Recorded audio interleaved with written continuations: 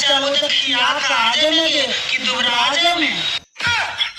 हम खिया जा कि पगिल जा तो पर भागी ले हम ना जानता तू अपन जा ना जाए चला ना जा मैं तो हम न जब हम तो रोजे रोजे जब हम जब मजा जाए मैं तोरे साथ बैठती हूं बे साथ चल ले मुझे काजी तरह बेइज्जती हो जाती है ना ना उते बेइज्जती ना नहाला ना धोला ना चलत हम साथे बाजार करे तोरे तो पहले ना तो मैं पूछली में है अब बताओ ना काजल लगा ना ना लिपस्टिक लगा ना ना पाउडर लगा ना उठिए सब काट जाओ तोरे तेरे बाजार करे तोरे इधर छलक छलक ना ये लिपस्टिक का काजल लगा हमारे से सुंदर लगा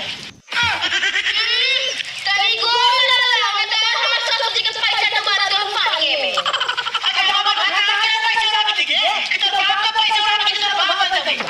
कितने गोरे से देख के बच्चे के मुंह ही हां ये होता अरे हमें तो मिलता है खंडर में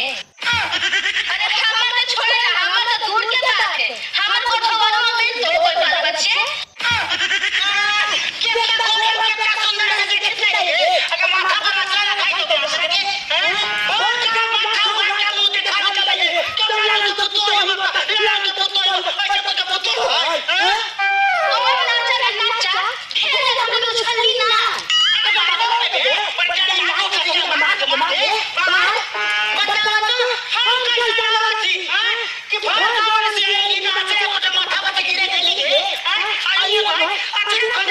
This time,